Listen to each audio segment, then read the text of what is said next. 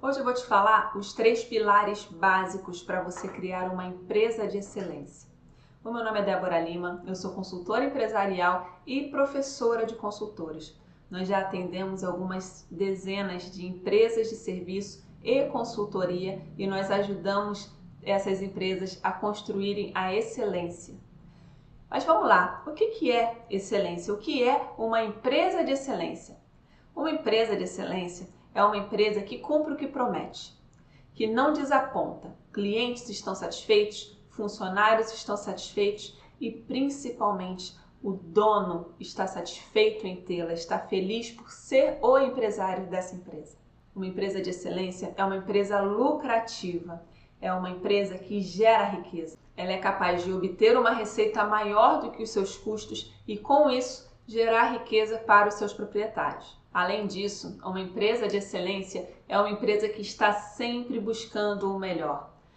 Parafraseando Cortella, excelência é você fazer o melhor que você pode com aquilo que você tem, enquanto você ainda não tem condições de fazer melhor ainda. É exatamente isso.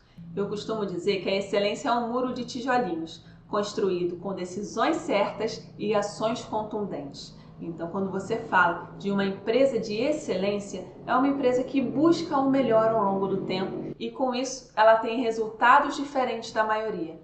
Eu não sei qual é o seu momento agora na empresa, mas provavelmente você conhece empresários que, depois de tantos desafios diários, de tanto trabalhar, não se sentem remunerados proporcionalmente ao esforço que aplicam na empresa. Talvez essa pessoa seja você, talvez essa pessoa seja um conhecido seu. Quando a gente fala de empresa de excelência, a gente está falando de uma empresa que gera um resultado tamanho que faz com que o dono da empresa só tenha orgulho. Então vamos lá, o primeiro pilar da excelência é a estratégia. Tá certo que estratégia pode ser um conceito muito vago, que as pessoas geralmente têm dificuldade em dizer o que é. Mas a estratégia, ela nada mais é do que você saber exatamente onde você está, qual é o momento atual da sua empresa e para onde você quer levar essa empresa. Se você acha esse conceito vago, é que provavelmente está faltando conhecimento para você de entender o que é a sua empresa, qual é o mercado em que ela está inserida e até onde ela pode chegar. Então, quando a gente fala de estratégia numa empresa, a gente está falando de planejamento. E esse planejamento só é possível quando nós conhecemos a nossa empresa. E vou te falar uma coisa, esse é o primeiro grande obstáculo das empresas aqui no Brasil. A maioria não sabe, não conhece a si própria.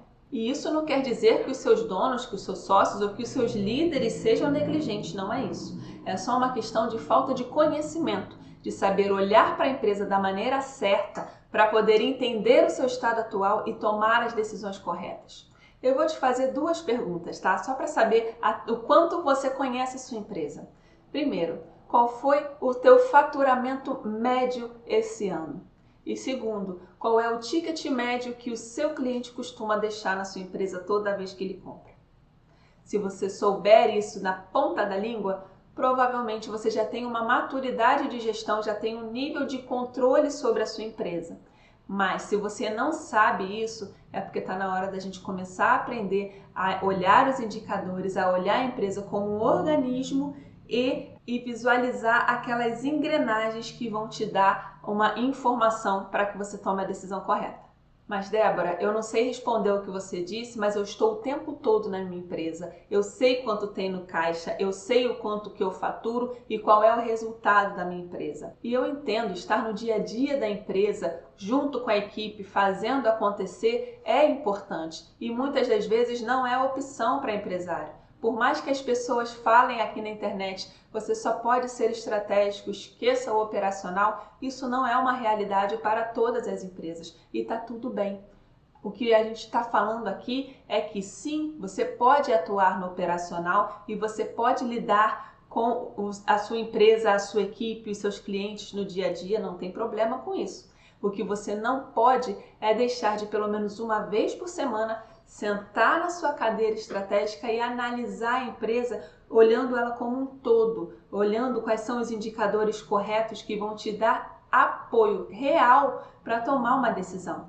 Percebe? Um empresário que está só na rotina operacional, ele está fazendo a empresa funcionar, mas ele não está fazendo a empresa crescer. E quando a empresa tiver algum problema de funcionamento, talvez ele não tenha capacidade de reestruturação porque não cultivou resultado real nessa empresa. Então, se você percebe que este pilar de estratégia está faltando na sua empresa, você precisa fazer alguma coisa para colher maiores resultados a partir do ano que vem. O próximo pilar para construir uma empresa de excelência é a equipe. Tem alguns empresários que confundem as coisas, acreditam que pessoas funcionam da mesma forma que máquinas. Só que uma pessoa nunca vai trabalhar da mesma forma que um liquidificador, por exemplo. O liquidificador, para ele funcionar, ele precisa ter todas as suas estruturas elétricas funcionando, ser ligado na tomada e o botão dele estar apertado, né? Assim, ele vai trabalhar na potência que tiver sido ordenada para ele trabalhar. E aí ele não olha se tem muito líquido ou se tem pouco líquido. Se tiver pedra ou se tiver algo pastoso, ele vai bater do mesmo jeito, mesmo que isso provoque um defeito nele mesmo, correto? Mas equipes não. Para as equipes funcionarem, elas precisam muito mais do que um horário laboral, um uniforme, benefícios trabalhistas e salário em dia. Elas precisam de mais do que isso. Por quê? Porque são pessoas humanas. Então, você tem ali uma gradação de entrega que não é tangível, mas que pode ser gerenciada. O primeiro passo para a gente construir uma equipe que vai trazer excelência para a nossa empresa é contratar as pessoas certas. Não é todo mundo que merece estar na sua empresa trabalhando. Aliás, são poucas pessoas que merecem estar trabalhando na sua empresa. Da mesma forma, pode ser que a sua empresa não mereça os melhores funcionários. Você já parou para pensar nisso? Sim, da mesma forma que os seus clientes escolhem onde vão comprar os produtos e serviços, os trabalhadores também têm algum grau de autonomia para escolher onde vão trabalhar. E olhar para a cultura da sua empresa de uma forma que tire o melhor das pessoas que querem trabalhar e puna aquelas que não querem trabalhar é fundamental. E a gente volta naquele ponto do empresário operacional. O empresário operacional não tem tempo de olhar para a sua equipe e identificar quais são os fatores de desengajamento. Com certeza você vai concordar comigo. Funcionário no seu primeiro dia de trabalho está com pico de engajamento. Alguns demoram mais, outros demoram menos para cair, correto? O que a sua empresa está fazendo para diminuir o grau de engajamento da sua equipe?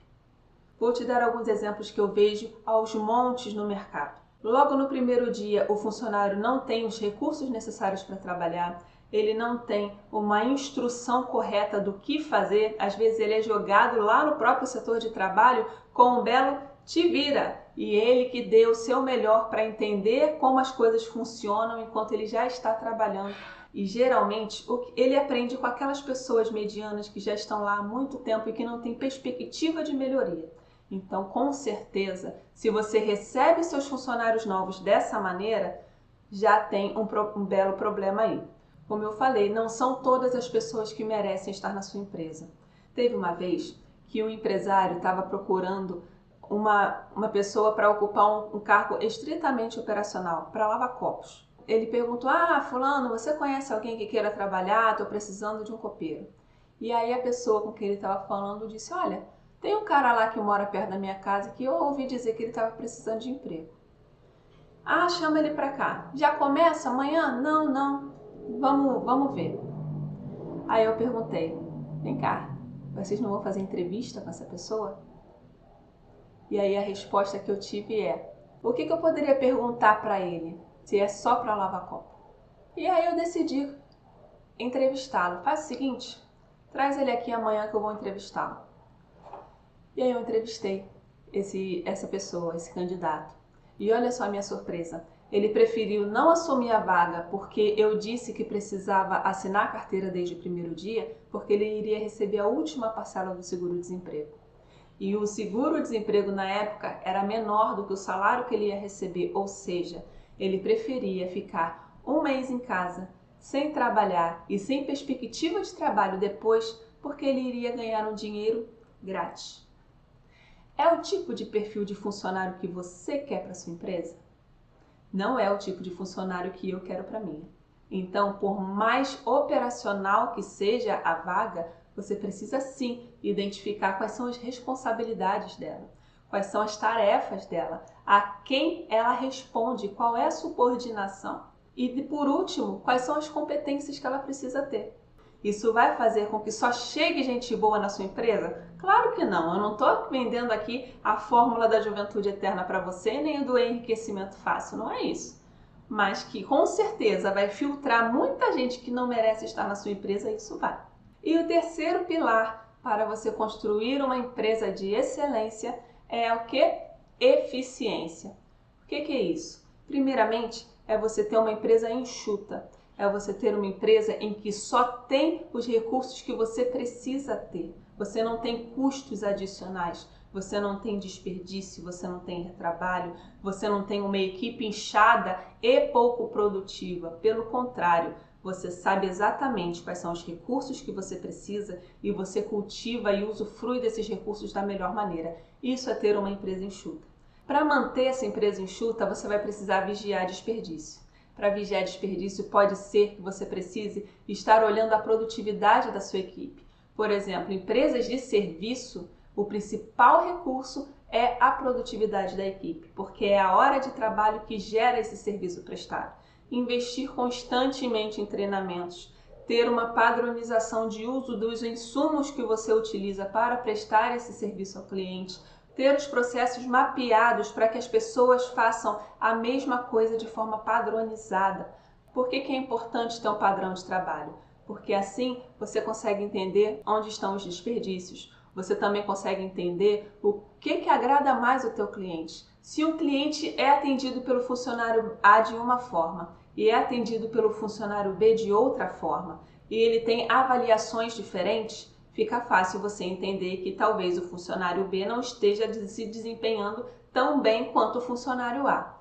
Agora vamos para o contexto real. Se você tem 5 funcionários e 1000 clientes ao longo do mês e várias avaliações diferentes, por onde você começa? O que você olha? Não dá para saber. Então, quando você tem uma padronização do trabalho do funcionário, você já aumenta o engajamento, porque ele já sabe o que fazer. Você também dá uma previsibilidade, uma segurança para o cliente, porque ele sabe o tipo de serviço que ele vai receber. E por último, você consegue fazer a gestão. Você consegue entender, por exemplo, se nesse processo o funcionário A está gastando mais insumos do que o funcionário B. Ou se nesse processo o funcionário C está gastando mais tempo do que os outros funcionários. E aí você sabe exatamente o que fazer. Quando o funcionário está levando mais tempo, ele precisa de apoio da liderança, treinamento, de talvez entender como os outros estão fazendo na minúcia, se por exemplo é um trabalho que exige conhecimento técnico, para que ele possa aprimorar. Então, se a gente estava falando ainda agora de padronização do trabalho, agora a gente está falando também de aprendizagem. Aprendizagem em conjunto, integração entre a equipe para que ela consiga aprender junto. A gente só consegue fazer isso e melhorando cada vez mais os nossos resultados com um modelo enxuto se nós tivermos essa cultura de excelência na nossa empresa. Então, recapitulando, nós temos 3 pilares: estratégia, equipe e eficiência. Constrói uma empresa de excelência. Essa é a base do meu método E2, E3, que constrói empresas de excelência. Não é difícil ter uma empresa de excelência. Aliás, é até mais fácil do que ter uma empresa de ineficiência. O que você precisa fazer agora é tomar a decisão certa e, depois da tomada de decisão, agir de forma contundente. A excelência é um muro construído por tijolinhos de decisões certas e ações contundentes. Eu vou ficando por aqui nesse vídeo. Se você teve algum insight, quer fazer algum comentário, percebeu que realmente é possível ter uma empresa de excelência lucrativa, produtiva e que vale a pena e te dê orgulho? Comenta aqui embaixo, eu vou adorar saber. Ah, e não vai embora não. Aqui nesse canal tem vários outros vídeos que eu tenho certeza que vão te ajudar também.